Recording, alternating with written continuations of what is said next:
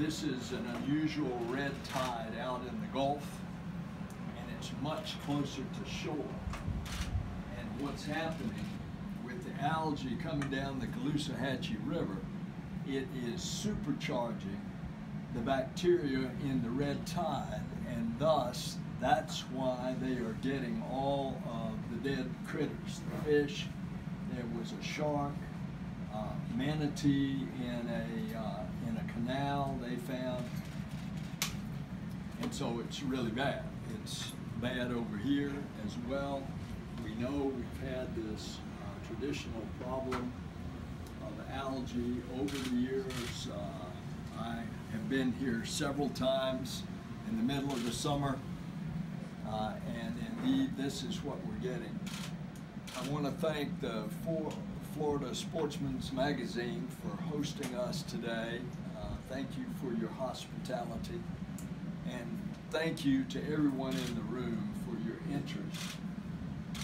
I want our discussion to be constructive, but it is incumbent on me that since I'm in the middle of a political race and there is a choice between two people,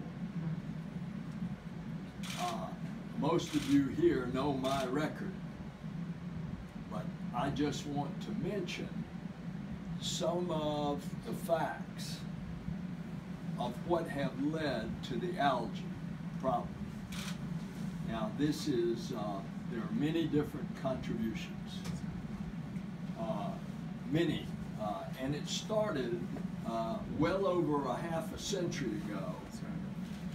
It started right after the late 1920s hurricane that drowned 3,000 people in Lake Okeechobee. And the whole idea was dike and drain, get the water off. Everything was called flood control. And the first, we're going to get through it, but Ms. Carl, very much. I'm also a fishing guide. When I left Florida Sportsman, I guided full-time here. I'm still an outdoor writer. I still write freelance for Florida Sportsman. I've watched this estuary practically collapse in the last 15 years, and especially the last 10. I fished the Indian River Lagoon quite a bit, most biodiverse estuary in America, and had a good clientele. They came back to fishing me, not so much they liked me so much, but they loved this diverse fishing here. It was great, but my customer base has gone down 80%. The phone has quit ringing, and there's no new business around at all because word is out. And what's forced us all to do here, it's a catch-22. The real estate people feel it. Any water business feels it. Fishing guys feel it. You know something's wrong. You know it's dying. But what do? Do you talk about it? How much do you talk about it? It's put us in this awkward position here in this community. Whereas, you know, we know that the Everglades restoration has, and I think I'll tell you right now, the sugar companies have created a culture battle between Glades communities and us so-called coastal elites.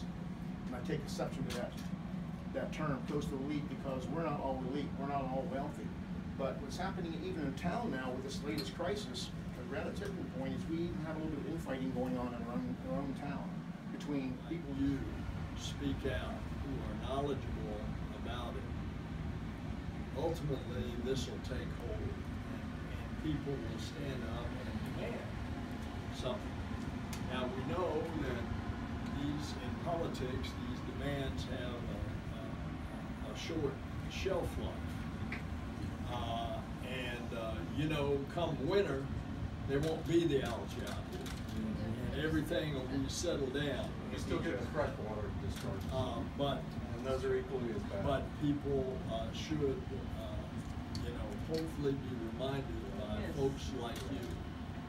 And I'll just say this in closing. I went to a trade show. It was at the Orlando Convention Center of the fishing industry, sports fishing industry.